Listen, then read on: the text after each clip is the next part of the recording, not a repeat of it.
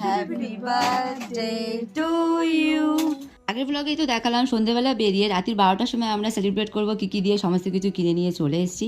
এখন বাজে ঠিক 12টা আর আমি অলমোস্ট তো ঘুমিয়েই পড়েছিলাম। মা আমাকে ডাকলো বলে আমি উঠতে পেরেছি। উঠে সবার ফার্স্টে এখানে যে ফুলগুলো নিয়েছিলাম সেটাকে একটা বুকে মতো করে নিয়েছি। আর এখানে আমার বান্ধবীও চলে এসেছে কেক আর গিফটগুলো নিয়ে। এখন সোজা চলে যাচ্ছি ওর বাড়িতে। ও তো ছিল ওর ওপরের ঘরে, আমরা গিয়ে ডাকার পর ও নিচে নামলো। তারপরে আমি সবার ফার্স্টে দিয়ে দিলাম এই ফুলটা। আর তারপরে এখানে যে কেকটা নিয়েছিলাম সেটাকে আমি এখন একটু বের করে গুছিয়ে দিচ্ছি। প্রত্যেকবারই চেষ্টা করি যে আমরা তিনজনের বার্থডেতে আলাদা আলাদা ফ্লেভারের কেক নিয়ে আসা, যাতে আমরা ওটাকে টেস্ট করতে পারি। আর এই হচ্ছে কেকের ওপরের নাম, যেটা তো তোমাদেরকে বলেছিলাম দেখাবো। আর এটা আমাদের নাম, যেটা আমরা তিনজনের বার্থডেতে ইউজ করে থাকি। তারপরে তো এখানে বার্থডে কেক কাটা হয়ে গেল, আমরা কেক খেয়েও নিলাম। আর তারপরে এখানে দিয়ে দিয়েছি আমরা যে গিফটটা এনেছিলাম। ও যেহেতু পাঞ্জাবি পরতে খুব পছন্দ করে আর ওভারসাইজ টি শার্ট পরতেও খুব পছন্দ করে, তাই আমরা নিয়েছিলাম পাঞ্জাবি আর একটা ওভারসাইজ টি শার্ট, যেটা ওর খুবই পছন্দ হয়েছে। আর তারপরে তো কাকিমা দিয়ে দিল পায়েস, সেটাও খেয়ে নিয়েছি।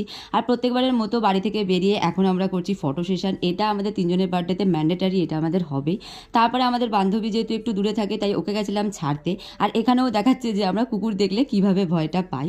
কিন্তু সত্যি কথা বলতে রাত্রির এখন বাজে প্রায় 12:30 মতো, আর সেই টাইমে এত পরিমাণে কুকুর আর এত পরিমাণে অন্ধকার হয়ে গেছে রাস্তাঘাট যে কুকুর দেখলে আমরা রীতিমতো ওরকমই করি। তো ওকে বাড়িতে ছেড়ে দিয়ে এখন আমরা ফিরছি বাড়িতে। আর দেখো কত পরিমাণে অন্ধকার, এরকম অন্ধকারে তো আমি জীবনে বাড়ি থেকে বেরোতাম না। তো দেখা হবে কালকে একটা মিনি ব্লগে, কালকে সারাদিন কী কী করলাম সেটা নিয়ে।